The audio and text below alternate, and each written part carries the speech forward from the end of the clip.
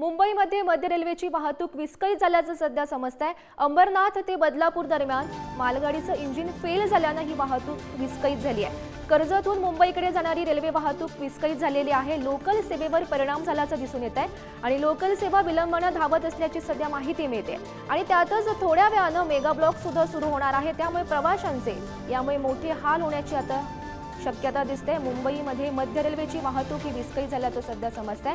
अंबरनाथ ते बदलापूर दरम्यान मालगाडीचं engine fail झालंय, त्यामुळे ही वाहतूक विस्कळीत झाली आहे। आणि या संदर्भात माहिती देत आहेत आमचे प्रतिनिधी धनंजय दैवी सध्या आपल्या सोबत आहे। धनंजय, महत्त्वाची बातमी आपण पाहतोय, मध्य रेल्वेची वाहतूक विस्कळीत झाल्याचं सध्या समजतंय।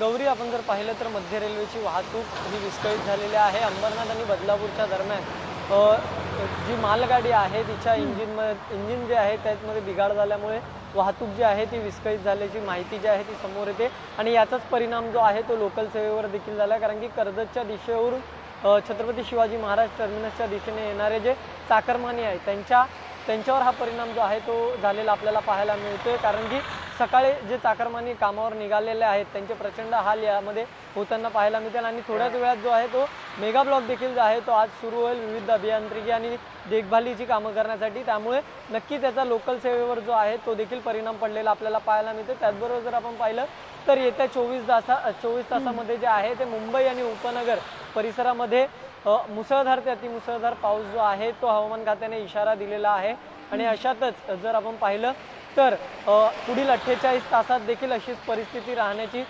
शक्यता जी आहे ती देखील हवामान विभागाने वर्तवलेली आहे। ऑरेंज अलर्ट जो आहे तो मुंबई आणि उपनगरच्या परिसरामध्ये हवामान विभागाकडून देण्यात आलेला आपल्याला पाहायला मिळतं। याच पार्श्वभूमीवर जर आपण पाहिलं तर सकाळपासून मुंबई आणि उपनगरात विविध ठिकाणी जर आपण पाहिलं तर मुसळधार पाऊस बरसताना पाहायला मिळतो। तर अनेक ठिकाणी जो आहे तो मध्यम पाऊस जो आहे तो सकाळपासूनच सुरू असलेला आपल्याला पाहायला मिळतो। अशातच जर आपण पाहिलं तर यामध्ये आता वाहतूक कोंडीची सध्या कोणतीही समस्या जी आहे ती सध्या पाहायला मिळत नाहीये। मात्र रेल्वेची वाहतूक जी आहे ती सकाळच्या दरम्यान विस्कळीत झाल्याचं पाहायला मिळते। पश्चिम रेल्वेची वाहतूक देखील जी आहे ती सध्या सुरळीत असल्याची माहिती मिळते, पण मध्य रेल्वेची वाहतूक जी आहे ती विस्कळीत झाल्यामुळे कुठेतरी याचा परिणाम जो आहे तो आता आपल्या सोबत जोडलेले रहा।